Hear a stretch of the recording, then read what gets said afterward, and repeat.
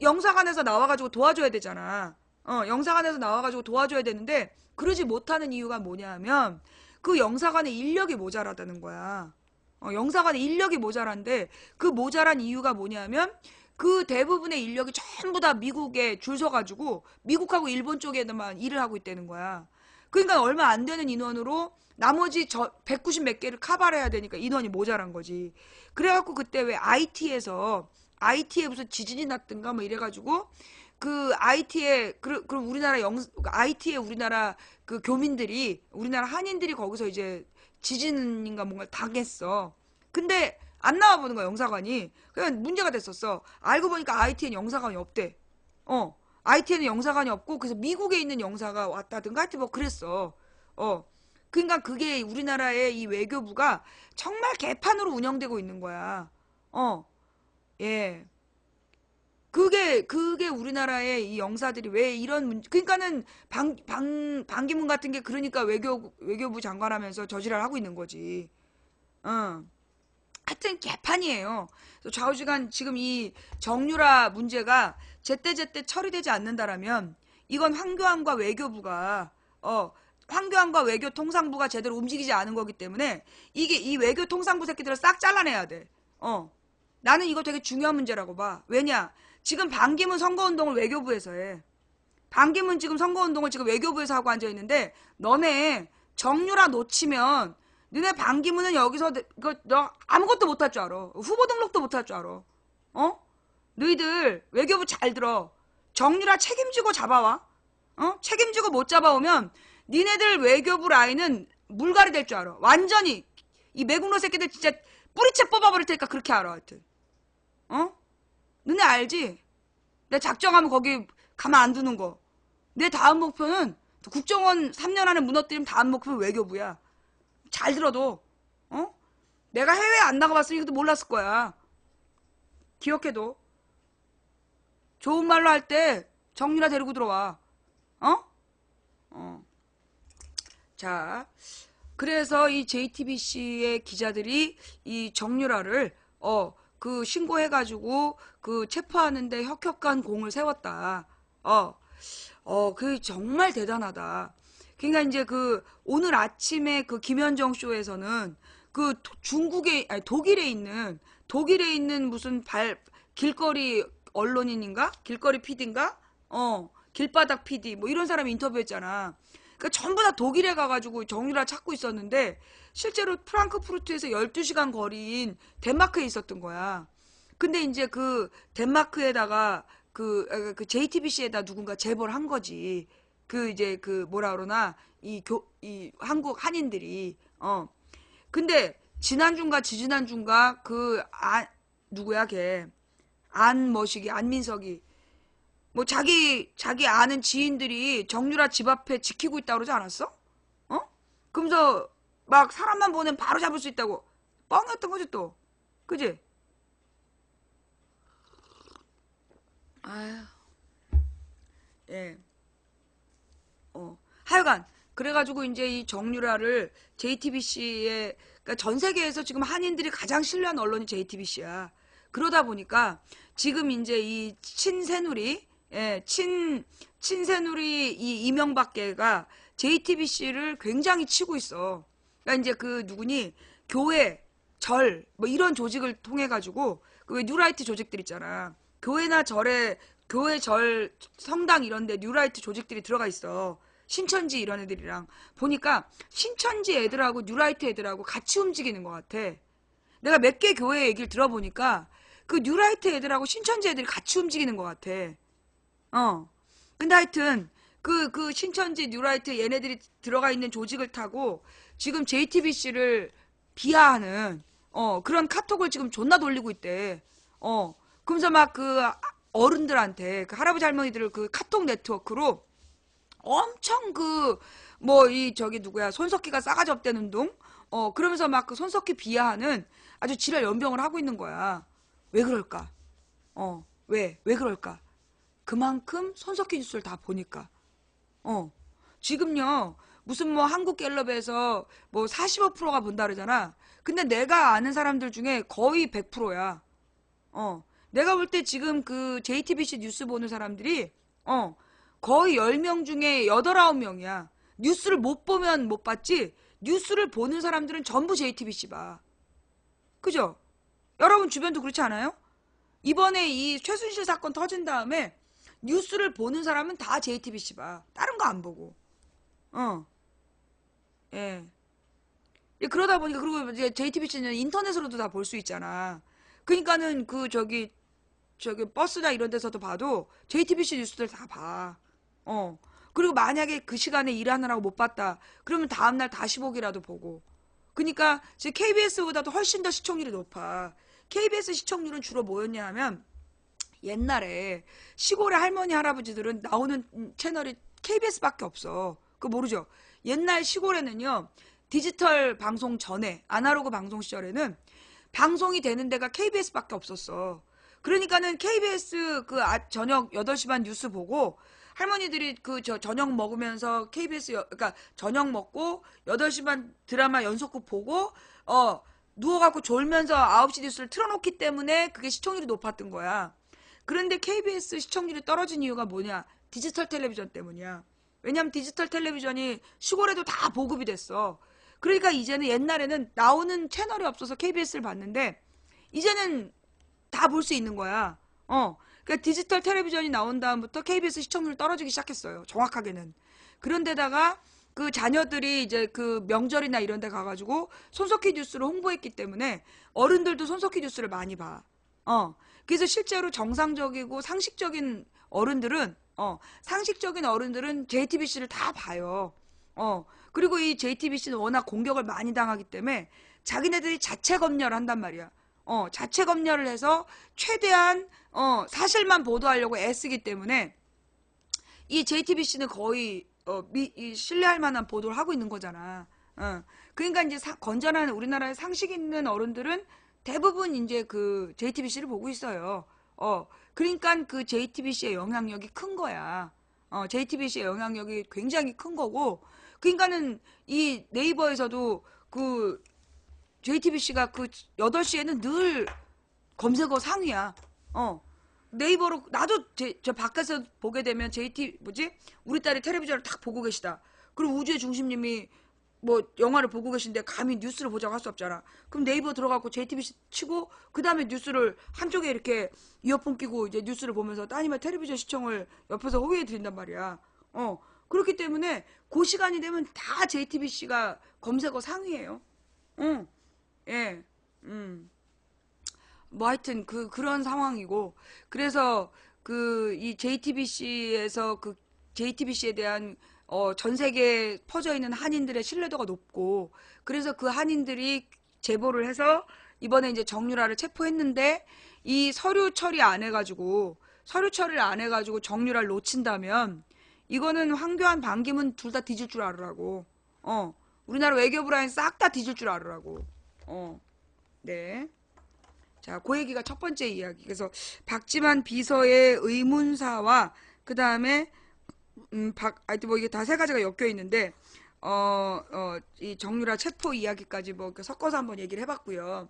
좀 더 자세히 얘기해 보면 일단 이 정유라 체포는 우리가 좀 조심해야 돼. 어떤 부분 조심해야 되느냐? 정유라 애기가 아이잖아요. 3살짜리 애기. 그래서 이거 잘못하면 역풍 불 수 있어.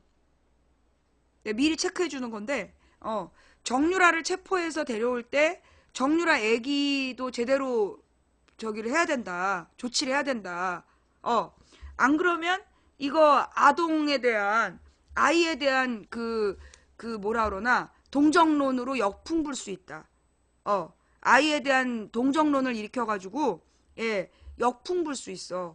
그러니까 특히 그 애기에 대해서는 철저히 언론에 노출시키지 말아야 되고, 어떤 언론이든지 엠바고로 정해서 그 애기에 대해서 보도하지 못하게 해야 돼. 아기에 대해서 보도하지 못하게 해야 되고, 뭐 그 돈 많은 최순실 일가에서 걔네들 이번에도 같이 잡힌 게 5명이라며. 보조원들이 5명 아니야. 걔네들이 얼마나 잘 돌봐주겠어? 안 그래? 그러니까 그 아이의 아동을 이용한 그 이 저기 뭐야 종편의 역풍몰이를 조심해야 된다. 라는 게 하나 있고 그 다음에 이제 정유라의 정확한 죄는 그러니까 독일에서는 그 재산 문제, 차명 재산 은닉, 그 다음에 그 뭐라 그러나 돈 세탁 혐의로 그 정유라의 독일에서의 죄목이 더 커. 우리나라 죄목은 이대에서 그 특혜 받은 거야. 그죠? 예. 저기 정유라의 죄목 자체는 그렇게 큰 죄목이 아니야. 우리나라에서 얘기한 거. 그리고 그 독일에서의 돈 세탁 문제를 그게 그 돈이 뭐 누구 돈인지를 입증을 못했기 때문에 그래서 이 정유라 문제가 굉장히 신중하게 다가가야 된다. 예, 예. 아니야, 동물학대가 아니라 그 동물 너무 많은 동물과 아이를 같이 키운다고 외국인들이 신고해서 아동학대 혐의로 그 저기 경찰이 출동한 적이 있는 거고 동물학대는 아니고. 음. 어. 근데 이제 박근혜가, 아니, 얘가, 이 정유라가 독일에서 잡혔어도, 그 이제 계속 우리나라 언론에서는 유병헌 딸처럼 들어오는데 오래 걸린다라고 언론에서 막 그랬잖아. 그죠? YTN에서 하루 종일 얘기한 게 뭐냐면, 유병헌 딸이 들어오는데 2년 걸렸다. 그런 얘기를 계속 했단 말이야. 그런데 유병헌 딸은 거기 프랑스 영주권자래. 예.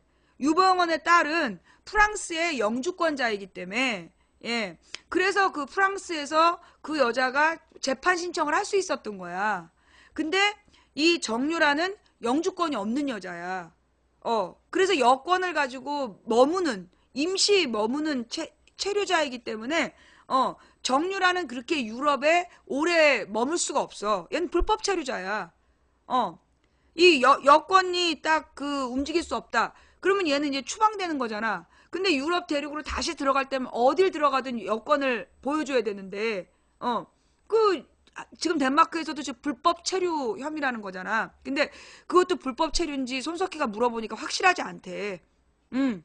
불법 체류라고 우리나라 언론에 지금 나와 있는데, 불법 체류라고 덴마크 언론에서 확인해 줄 수 없다 그랬다는 거야. 어. 이 여권은 중단되어 있는데 그 여권 중단 서류 처리도 그게 지난 12월 20일 날 됐는데 이 덴마크에선 모르고 있더래잖아. 예, 예, 음. 뭐 영양실조. 그 강아지를 영양실조 걸리게 했다고 독일에서 인터뷰를 했다. 뭐 하여튼 동물 학대 혐의 가지고 그 우리나라에서 그걸로 뭐 얼마나 처벌하겠냐고. 중요한 건 우리나라에서 지금 그 정유라를 적색 수배령을 때렸는데 그 적색 수배령이 합당하냐? 그게 인터폴에서 아직 그 확인이 안 된 거야. 그 인터폴에서 그게 수락이 안 됐어. 그 적색 수배령이 확인이 안 된 거야. 왜냐하면 인터폴의 적색 수배령은 뭐 연쇄살인범이라든가 뭐 50억 이상의 경제사범이라든가 이런 규정이 있다는 거야. 근데 정유라가 거기에 해당되냐? 지금 우리나라에서 나온 혐의는 부정입학이잖아. 업무방해 부정입학. 그거야. 그렇기 때문에 정유라의 혐의가 그게 적색 수배령이 되냐 안 되냐를 가지고 그 최순실 변호인단이 문제 제기를 하고 있단 말이야. 음. 그래서 지금 인터폴에서도 심사 중이고 확인이 지금 안 돼 있는 상황이야. 예. 그리고 이미 그 저기 이대에서 입학 취소가 됐어. 왜냐하면 고등학교 졸업이 무효가 됐기 때문에 정유라가 다녔던 고등학교에서 출석 일수가 다 모자라고 모든 게 위법이다 이래갖고 교육청에서 정유라의 고등학교 졸업 자격을 취소를 해버린 거야. 그래서 이대의 입학 자격도 취소된 거라고. 이대의 입학 자격이 취소됐기 때문에 부정 입학이고 뭐고 이런 게 다 의미가 없는 거야. 정확하게 얘기하면 정유라의 죄목이 뭐냐?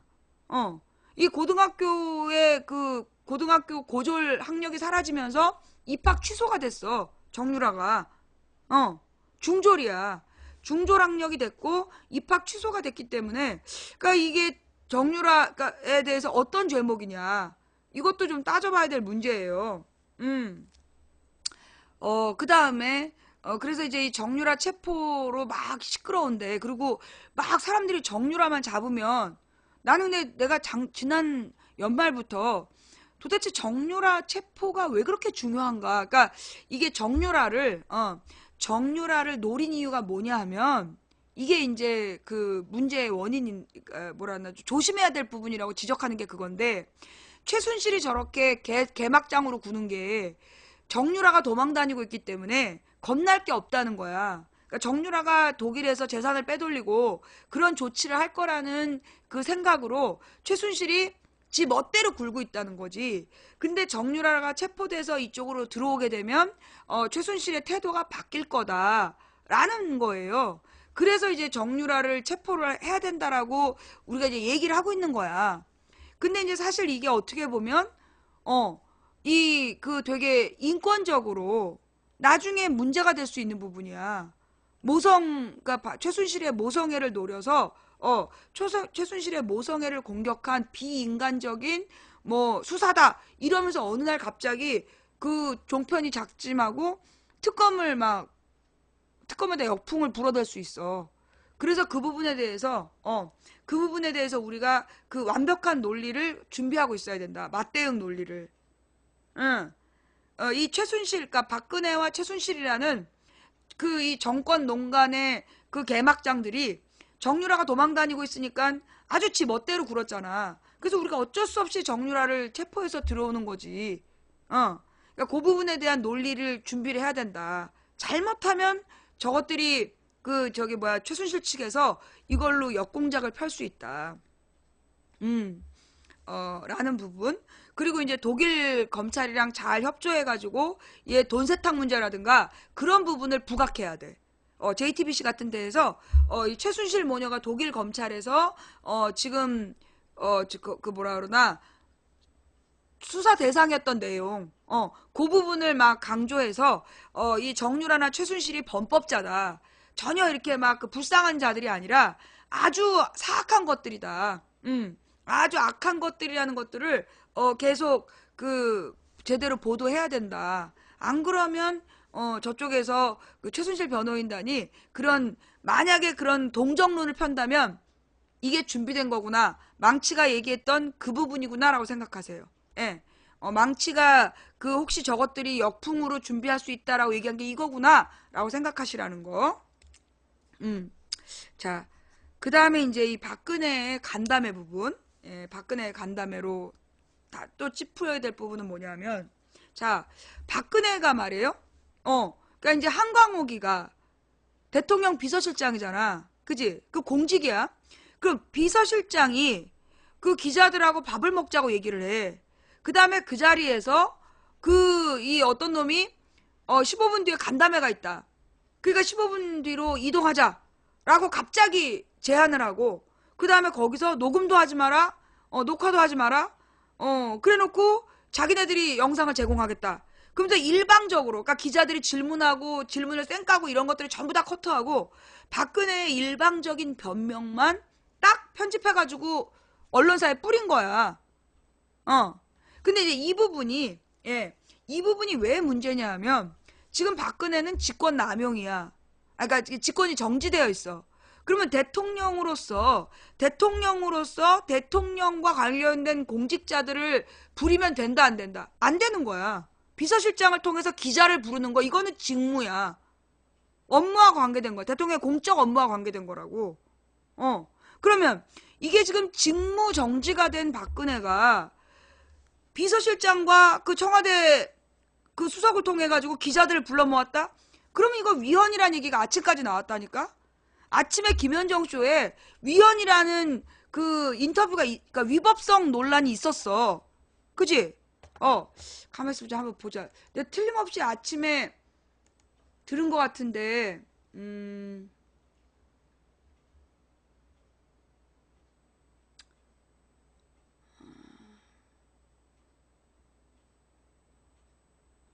없네.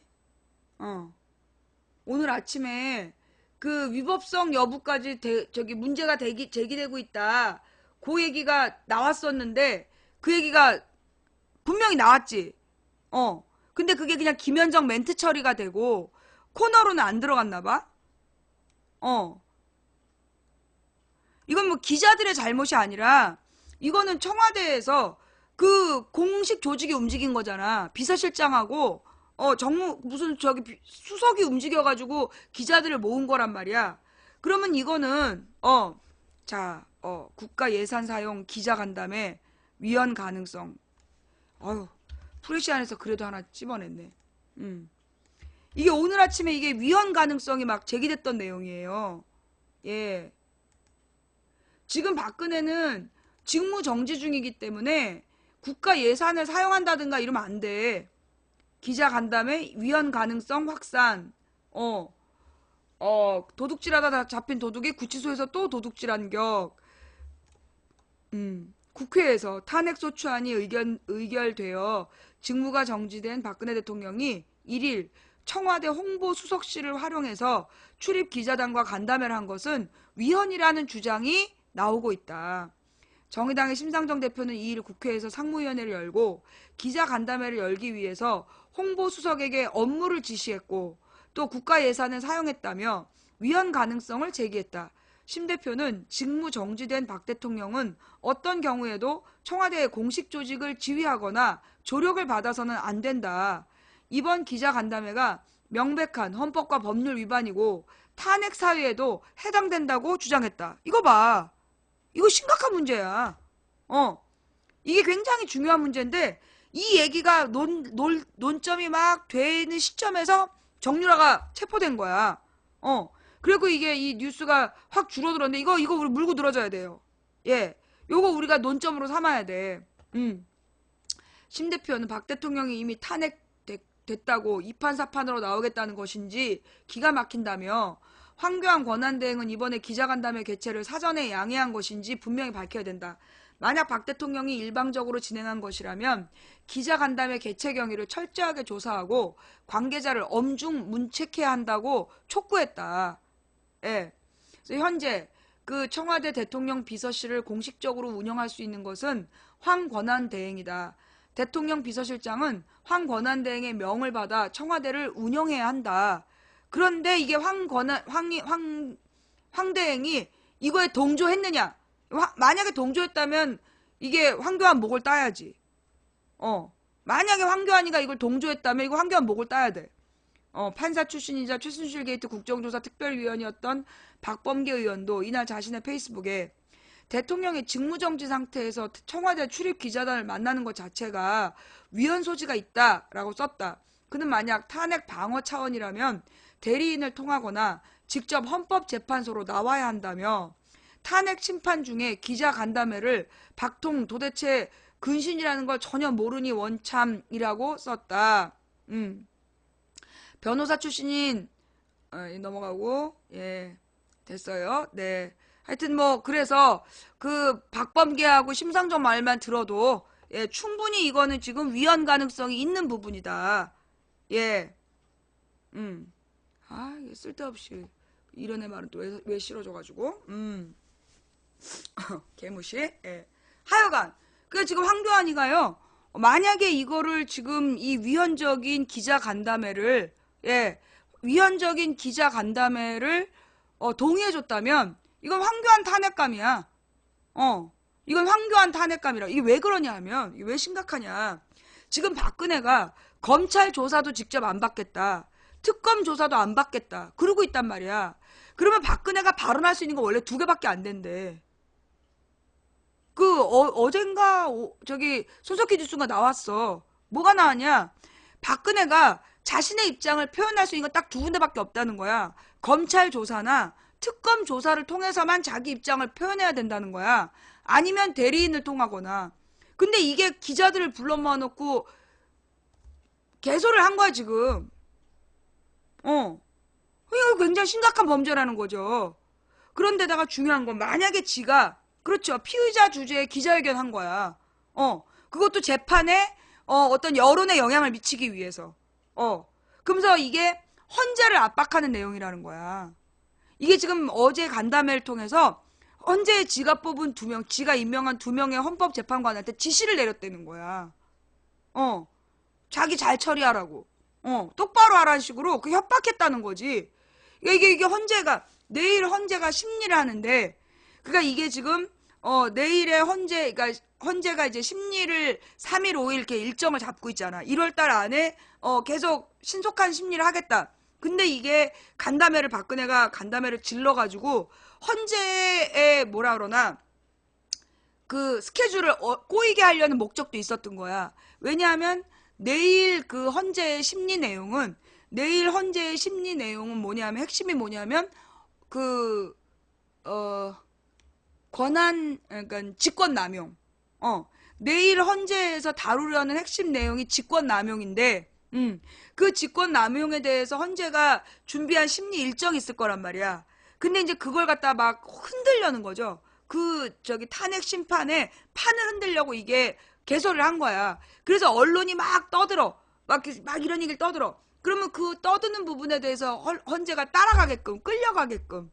그래서 헌재의 기본 그 스텝을 꼬이게 하려는 그런 이제 작전이라는 거지.